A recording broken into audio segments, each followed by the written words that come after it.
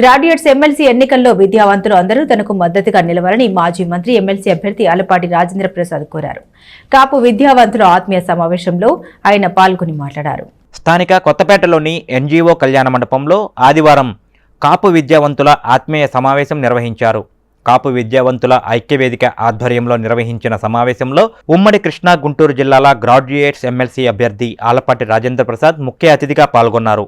ఉదయం 10 గంటల నుండి మధ్యాహ్నం వరకు జరిగిన సమావేశంలో తెనాలి నియోజకవర్గ పరిధిలోని కాపు నాయకులు పాల్గొన్నారు. ఆలపాటి రాజేంద్ర ప్రసాద్ మాట్లాడుతూ రానున్న పట్టభద్రుల ఎమ్మెల్సీ ఎన్నికల్లో అందరూ తనకు మద్దతుగా నిలవాలని కోరారు.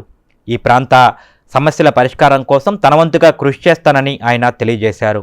ఈ సమావేశంలో మార్కెట్ యార్డ్ మాజీ చైర్మన్ తోటకూర వెంకటరమణారావు, కటారి వాసుదేవనాయుడు, తాడిబోయిన హరిప్రసాద్, డిఎల్ కాంతారావు, తిరుమలశెట్టి శ్రీనివాసరావు, మాదల కోటేశ్వరరావు తదితరులు పాల్గొనగా కాపు విద్యావంతుల ఐక్యవేదిక నాయకులు పర్యవేక్షించారు.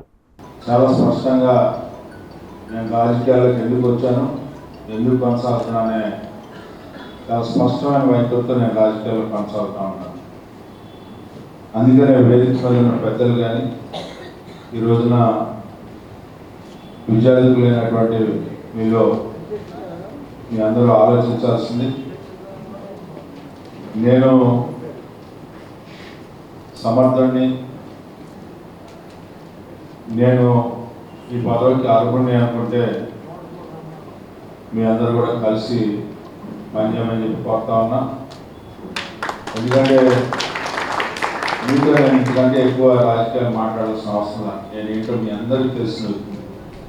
మీరు ఎంత సమర్థవంతంగా 20 రోజులు, ఎందుకంటే పక్కన వేమూరు ఉంది, మనం ఈ 2 నియోజకవర్గాలు మనకి 2 కళ్ళు లాంటి 2 కలిపి 31,000 ఉన్నాయి. ఈ 31,000లో మన ఓటు, ప్రతి ఓటు మనదే అన్నట్టుగా భావించాలి. ఇంకా మనం చూసుకుంటే పక్కన చేపలు మండలంలో కూడా ఇప్పుడు శివయ్య వీళ్ళందరూ మనకి మంచాల ఇట్లాంటివన్నీ వెళ్తారు. ఇవన్నీ కూడా మన సొంతలు. ఓ రకంగా చెప్పాలంటే అంటే మీకంటే నాకే సొంతలు. ఓ రకంగా చెప్పాలంటే వాళ్ళ ఈరోజు కూడా వాళ్ళందరూ అట్లాగే చూస్తూ ఉంటారు.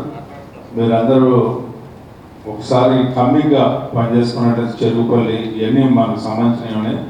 మీరు ప్లాంట్గా మీరు ఎవరెవరు ఎక్కడికి వెళ్ళాలి, ఎట్లా వెళ్ళాలి అనేది ఆలోచించుకొని మీరు ఒక్కసారి అందరూ కలిసి టూర్ వేసి వస్తే పర్ఫెక్ట్గా సెట్ అయిపోద్ది. మరి రాజకీయాల్లో మనం ఖచ్చితంగా నిలబెట్టుకోవాల్సిన అవసరం ఉంది.